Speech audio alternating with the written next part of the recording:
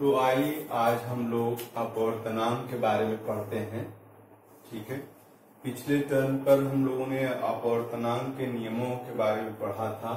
आज हम अपवर्तनांक के बारे में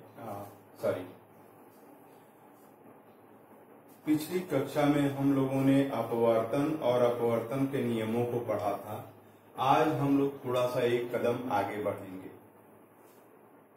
आज हम सीखेंगे कि अपवर्तनांक क्या होता है, उसकी परिभाषा क्या होती है और अपवर्तनांक के प्रकार क्या है और अपवर्तनांक का प्रकाश के वेग से क्या संबंध है, और कोशिश करेंगे कि कुछ प्रश्न भी करें। ठीक है, तो आइए स्टार्ट करते हैं इस ग्लास स्लैब से। एक कांच का एक गुटका है जिसको हमने यहाँ पर रख दिया है और इसके ऊपर प्रकाश की किरण ए बी को डाला जा रहा है। बी बिंदु जो है आपतन बिंदु है और बी बिंदु पर जो अभिलंब खींचा गया वो ये है अभिलंब। ठीक है, अभिलंब और आपतित किरण ए बी क्या है, आपतित किरण के बीच का जो कोण है वो आपतन कोण है।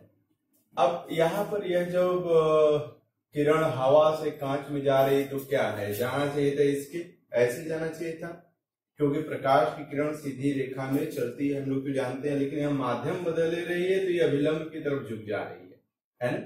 विरल माध्यम से सघन माध्यम में जाएगी तो अभिलंब की तरफ झुक जाएगी। और फिर यहाँ क्या है, यहाँ ऐसे जाना चाहिए था, लेकिन यहाँ पर क्या हो गया, कांच से हवा में आ रही है तो कहाँ चली जा रही है, अभिलंब से दूर चली जा रही है। तो यहाँ भी अपवर्तन हो रहा है और यहाँ पर भी अपवर्तन हो रहा है। ठीक है, तो जब अपवर्तन हो रहा है तो जो दो नियम का पालन होता है, एक नियम की आपतित किरण, अपवर्तित किरण, अभिलंब और आपतन बिंदु पर आपतन बिंदु सभी एक ही तल में होते हैं, उसका तो पालन हो रहा है। और दूसरा क्या होता है, साइन आई बटा साइन आर है ना, बराबर नियतांक होता है ना। साइन आई में क्या है, आई आपतन कोण है, आर क्या है, अपवर्तन कोण है। आपतन कोण क्या होगा, आपतित किरण और अभिलंब के बीच के कोण को बोलेंगे। अपवर्तन कोण क्या होगा, अपवर्तित किरण और अभिलंब के बीच के कोण को हम बोलेंगे अपवर्तन कोण। तो आपतित किरण और आपतन कोण और अपवर्तन कोण के अनुपात को के साइन के अनुपात को अगर लिया जाए तो वो क्या आता है, नियतांक आता है। ठीक है, ये स्नेल का नियम भी कहलाता है। लेकिन इसमें शर्त है कि दिए हुए जुड़े पारदर्शी माध्यम के लिए और दिए हुए रंग के प्रकाश के लिए ये नियत आता है। अगर प्रकाश का रंग अगर बदल देंगे तो जो हरे रंग के लिए इसका मान आ रहा है वो लाल रंग के लिए नहीं आएगा, जो लाल रंग के लिए आ रहा है वो पीले रंग के लिए नहीं आएगा। तो पारदर्शी माध्यमों का जोड़ा फिक्स रहे और साथ ही साथ प्रकाश का रंग फिक्स रहे, तब जा करके साइन आई बटा साइन आर क्या होगा, वो नियतांक होगा। और इसी नियतांक को हम बोलते हैं माध्यम, इसको माध्यम 2 बोलते हैं और इसको माध्यम 1। तो माध्यम 2 का माध्यम 1 के सापेक्ष अपवर्तनांक।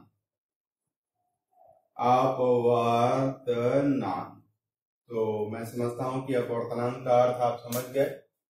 ठीक है, माध्यम 2 का माध्यम 1 के सापेक्ष अपवर्तनांक, किसी साइन आई बटा साइन आर को हम बोलते हैं अपवर्तनांक। ठीक है, अलग अलग रंगों के लिए, रंगों के प्रकाश के लिए इसी कांच का अपवर्तनांक अलग अलग होगा। ठीक है, और एक ही रंग के प्रकाश के लिए अलग अलग माध्यमों का जो जोड़ा होगा उनके लिए मान अलग अलग होगा। ठीक है, ओके। तो साइन आई बटा साइन आर नियतांक होने की शर्त है कि जोड़ा, जो पारदर्शी माध्यमों को जोड़ा है वो फिक्स होना चाहिए और प्रकाश का रंग भी फिक्स होना चाहिए।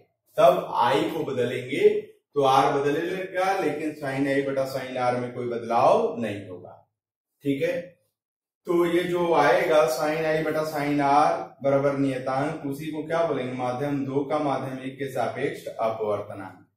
अब अगर माध्यम 1 जो है अगर हवा हो जाए हवा हो जाए या निर्वात हो जाए, हवा हो जाए या निर्वात हो जाए, तब इसी को हम बोलते हैं कांच का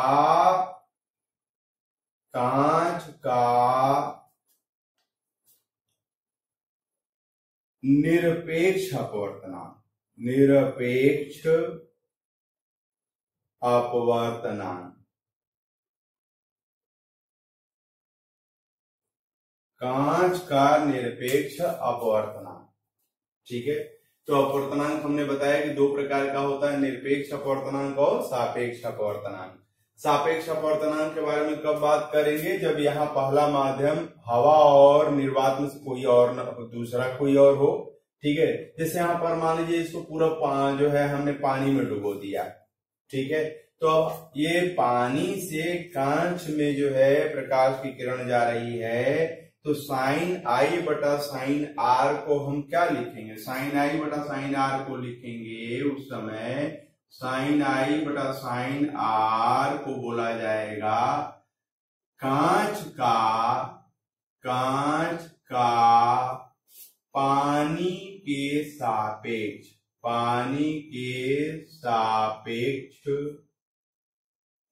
अपवर्तनांक। ठीक है, तो अगर एक माध्यम के सापेक्ष दूसरे माध्यम का अपवर्तनांक अगर निकाला जा रहा है तो उसको हम सापेक्ष अपवर्तनांक बोलते हैं, और अगर हवा या निर्वात के सापेक्ष अगर निकाला जाए अपवर्तनांक तो उसको हम क्या बोलते हैं, निरपेक्ष अपवर्तनांक बोलते हैं। ठीक है, तो अपवर्तनांक क्या होता है, किसी माध्यम के लिए दिए हुए जुड़े पारदर्शी माध्यम के लिए दिए हुए रंग के प्रकाश के लिए साइन आई बटा साइन आर सदैव नियतांक होता है। इसी नियतांक को क्या बोलते हैं, अपवर्तनांक बोलते हैं। और कहेंगे कैसे, माध्यम 2 का माध्यम 1 के सापेक्ष अपवर्तनांक। अगर माध्यम 1 हवा या निर्वात है तो इसी को क्या बोलेंगे, इसी को हम बोलेंगे निरपेक्ष अपवर्तनांक। अगर हवा या माध्यम 1 जो है, मान लीजिए माध्यम 2 जो कांच है और माध्यम 1 जो है पानी हो जाए, तब हम क्या कहेंगे कि यह निरपेक्ष अपवर्तनांक नहीं आएगा, साइन आई बटा साइन आर निरपेक्ष अपवर्तनांक नहीं होगा, वो क्या होगा, सापेक्ष अपवर्तनांक होगा। तब लिखेंगे साइन आई बटा साइन आर जो है कांच का पानी के सापेक्ष अपवर्तनांक, और इसको ऐसे लिखा जाता है एन जी, कांच, जी फॉर ग्लास, एन मतलब अपवर्तनांक, किसका, कांच का अपवर्तनांक, किसके सापेक्ष, पानी के सापेक्ष, NGW, कांच का पानी के सापेक्ष अपवर्तनांक। ठीक है, तो हम लोग अपवर्तनांक का मतलब समझ गए, अपवर्तनांक के प्रकार निरपेक्ष अपवर्तनांक और सापेक्ष अपवर्तनांक समझ गए।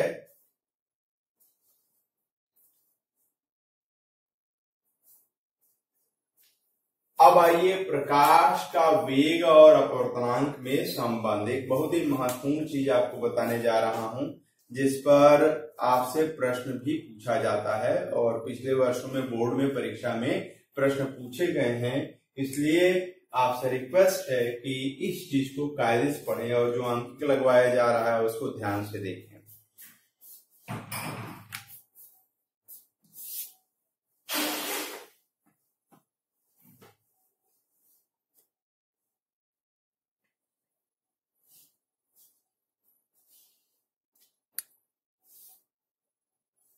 अगर मान लीजिए कि प्रकाश की किरणें माध्यम 1 से माध्यम में 2 में जा रही, अच्छा एक चीज और बताना है, NG का क्या मतलब है, NGW का क्या मतलब है।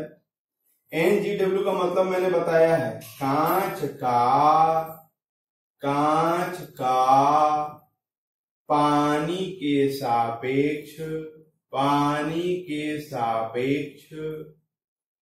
अपवर्तनांक,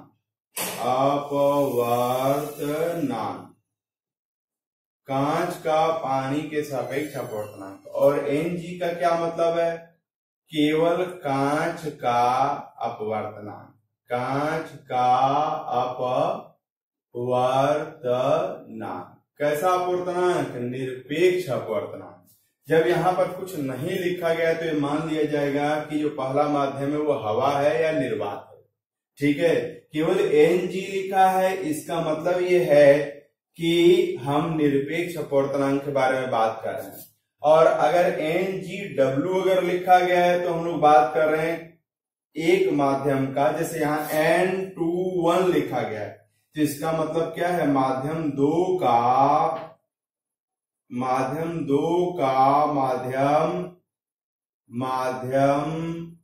एक के सापेक्ष अपवर्तनांक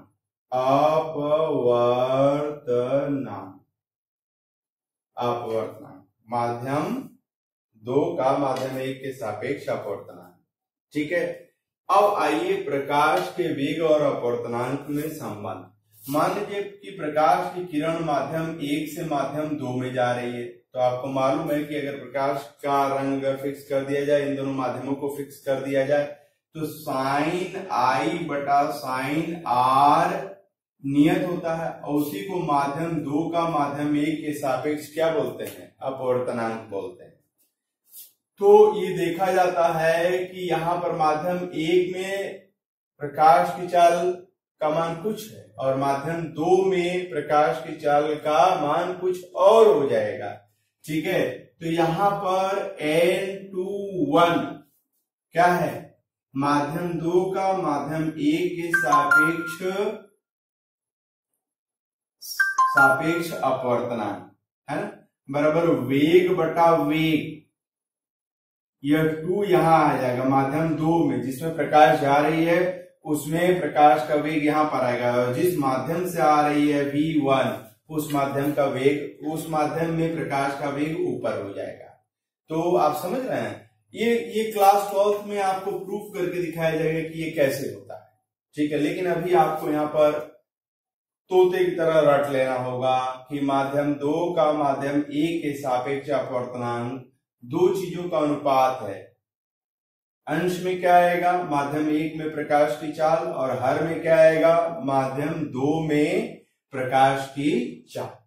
ठीक है, अब अगर किसी यहां पर अगर NGW अगर किसी ने लिखा है तो कांच का अपवर्तनांक किसके सापेक्ष, पानी के सापेक्ष, तो ये दो चीजों का अनुपात होगा, वेलोसिटी माध्यम दो ये है, वेलोसिटी इन ग्लास, किसकी वेलोसिटी, किसका वेग, प्रकाश का वेग, किसमें, कांच में, और यहां पर NW वेग किसका, प्रकाश का, कहां, पानी में। ठीक है, ओके। लेकिन अगर किसी ने अगर केवल Ng लिख दिया तब इसका मतलब यह है कि माध्यम 1 क्या है, हवा है या केवल निर्वात है। तो यहां पर इसको हम Ng है तो यहां पर Vg तो लिखेंगे, प्रकाश का वेग किसमें, ग्लास में, कांच में, और ऊपर C लिख देंगे, C मतलब प्रकाश का वेग निर्वात में या वायु। ये स्टैंडर्ड सिंबल है, अगर C लिखा गया है तो उसका अर्थ ये माना जाएगा प्रकाश का निर्वात में वेग। ठीक है, तो Ng अगर केवल है तो यहाँ पर ये अंडरस्टूड है कि यहाँ पर एयर है या वैक्यूम है ना, हवा है या प्रथम माध्यम जो है हवा है या निर्वात है, ये उसमें भीतर छुपा हुआ मान लिया जाता है। ठीक है, ओके। तो ये प्रकाश के वेग और अपवर्तनांक में संबंध है। आइए एक महत्वपूर्ण चीज और बात करते हैं। मान लीजिए कि N21 निकालना है तो क्या होगा भैया, वेग बटा वेग, ये 2 यहां आ जाएगा, 1 यहां आ जाएगा, माध्यम 1 में वेग प्रकाश का, माध्यम 2 में वेग प्रकाश का, और N12 अगर करें तब तो ये V2 बाई V1 हो जाएगा। तो अतः क्या हो जाएगा, N21 इंटू N12 अगर कर दिया जाए तो क्या हो जाएगा, V1 by V2 into V2 by V1, ये गया कट, ये गया कट, बराबर 1 हो जाएगा। व्यवहारिक उदाहरण लेते हैं, Ng ऑफ W है ना, कांच का अपवर्तनांक पानी के सापेक्ष गुणे पानी का अपवर्तनांक कांच के सापेक्ष अगर गुणा करेंगे तो क्या आ जाएगा, 1 आ जाएगा, है ना। जैसे यहाँ 2 और 1 वाला किया गया था उसी तरीके से ये दिखाया जा सकता है। तो इस पर भी आधारित आंकिक आपसे पूछा जाता है, ये बहुत महत्वपूर्ण फॉर्मूला है, इसको दिमाग में रखिएगा। ठीक है, अब आइए एक आंकिक प्रश्न पर अब हम लोग आंकिक प्रश्न पर आते हैं। अगर आप जो है एनसीईआरटी की किताब खोलें तो उसमें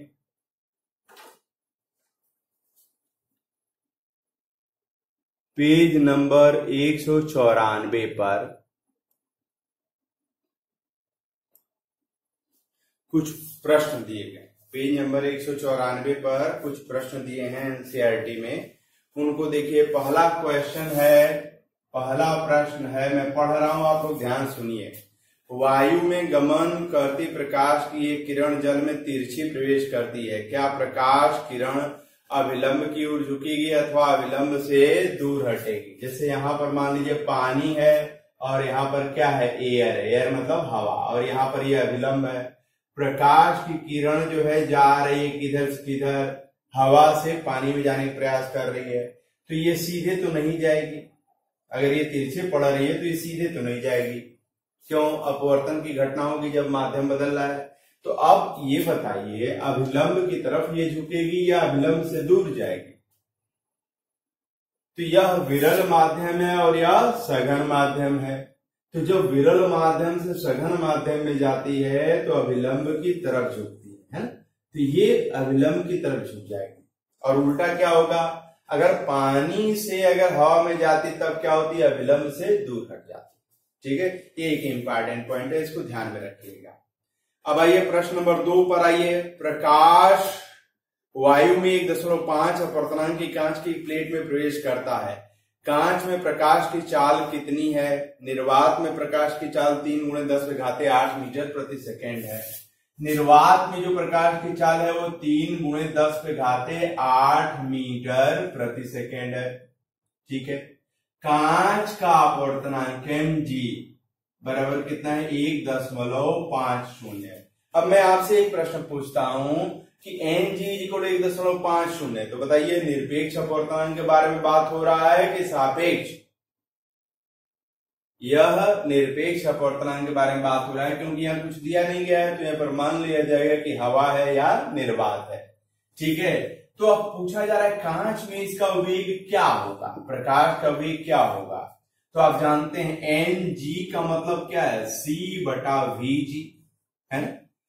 निर्वात में प्रकाश का वेग बटा कांच में प्रकाश का वेग। तो आपसे vg पूछा गया तो इसको यहां ले जाइए और ng को यहां ले जाइए, तो भैया vg क्या हो जाएगा, c/ng हो जाएगा।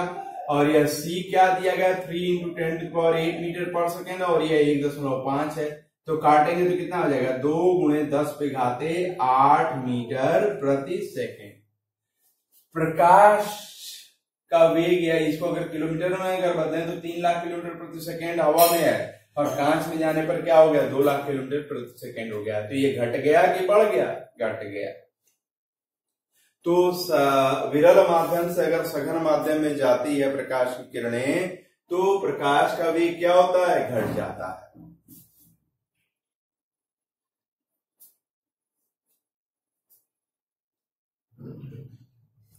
प्रश्न संख्या 3 और 4 आप लोग लगाएंगे।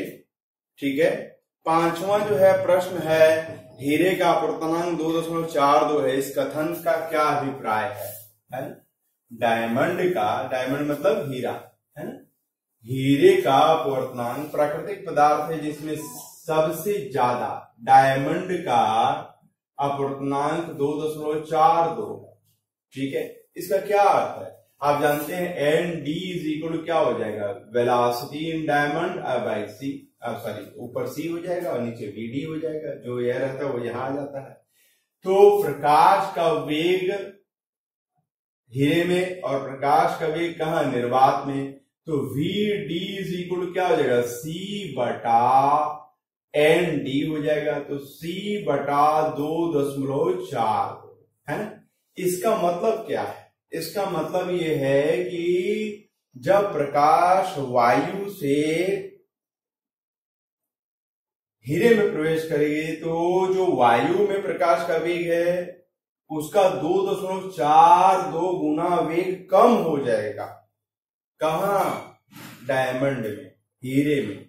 ठीक है, तो कांच का अपवर्तनांक 2.42 है, इसका मतलब यह है कि जब प्रकाश की किरणें वायु से कांच डायमंड में प्रवेश करेंगी तो प्रकाश किरणों का वेग 2.2 गुना कम हो जाएगा और ये बहुत ज्यादा मात्रा में कम हो जाता है। इसीलिए जो डायमंड है उसका चमकने का गुण इसी कारण से आता है, उसका अत्यधिक ज्यादा अपवर्तनांक होने के कारण ही उसका सारा गुण है।